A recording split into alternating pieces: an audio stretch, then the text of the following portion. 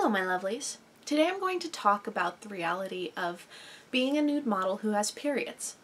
Before I start, I'd like to acknowledge real quick that not every woman has a period, and not everyone who has a period is a woman. I'm going to do my best to keep my language inclusive in this video. So, the realities of being a nude model who has periods. I think a lot of people assume that we just don't work when we're on our period.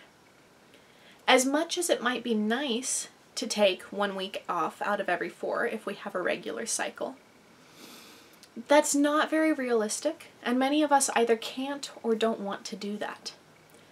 In addition, there are many nude models who have conditions that make it so that their cycles are not regular, and they don't know when they're going to have a period.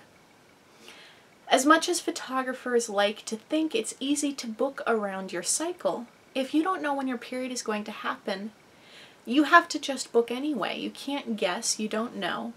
And photographers wouldn't really be thrilled if we messaged them and said, "Hey, so my period started, can we reschedule?" Additionally, for a traveling model, that's not even feasible at all. So many of us do work on and through our periods. This does take a bit of a learning curve. When I started, I mostly booked work off my periods. I personally suffer from very severe cramps, and it's taken me several years to learn how to work and pose through those without the photographer knowing that anything is amiss. It takes a lot of work to keep a relaxed facial expression when suffering from severe cramps.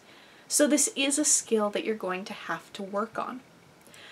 It seems a little counterintuitive, and it's really not fun homework, but I challenge you, if you plan on being a full-time nude model and experience periods, to practice posing the next time you have severe cramps, if that's something you suffer from.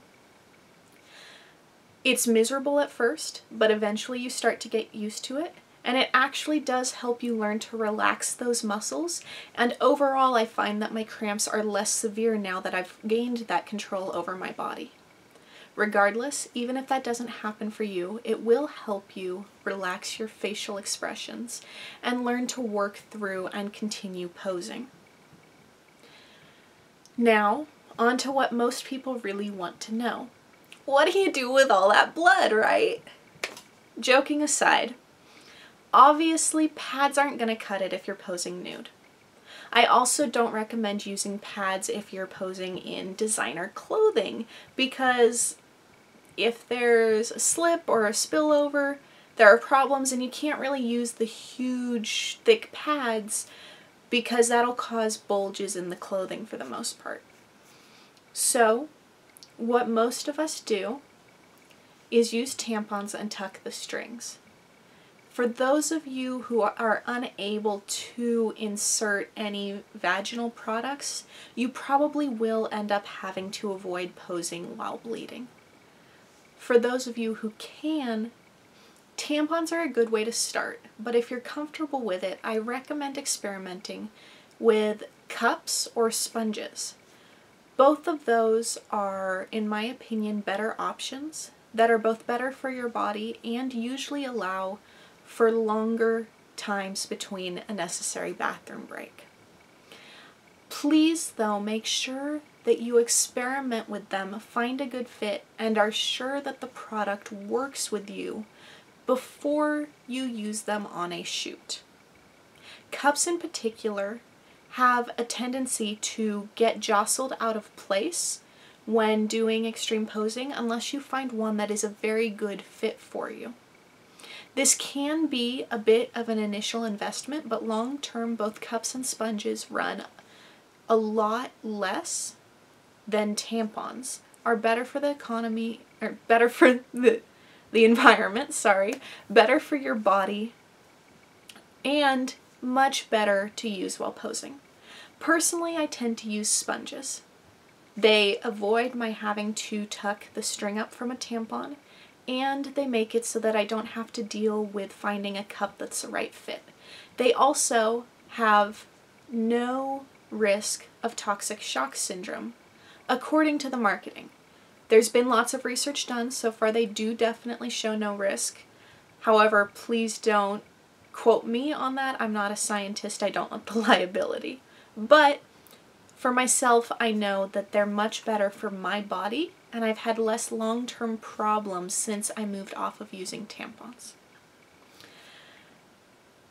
Anyway, I don't want this to be a spiel about why you shouldn't use tampons. If they work for you, that's great. Just make sure to tuck the string. And please don't be embarrassed if it falls out or a photographer mentions it.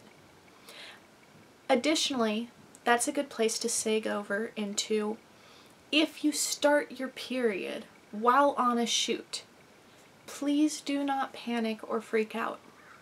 Most photographers encounter this throughout the course of their photography careers.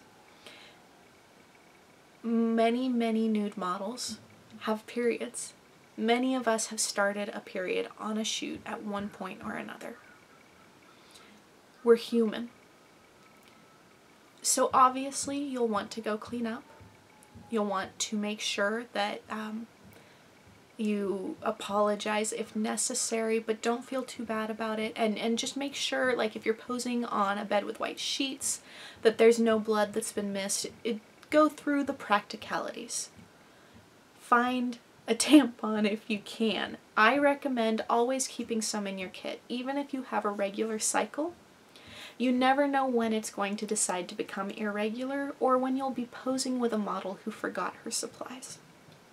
So keep them handy. You don't want to be in a situation where you're posing nude outdoors, have no restroom or convenience store for miles, and really need a tampon. I also tend to recommend that photographers keep them on hand, both in their kit and in their studios. I believe that probably covers the basics. If you have any questions about how to handle being a nude model who has a period, if there's anything I didn't cover, feel free to leave it in the comments or send me a direct message and I'll answer your questions. See you next time.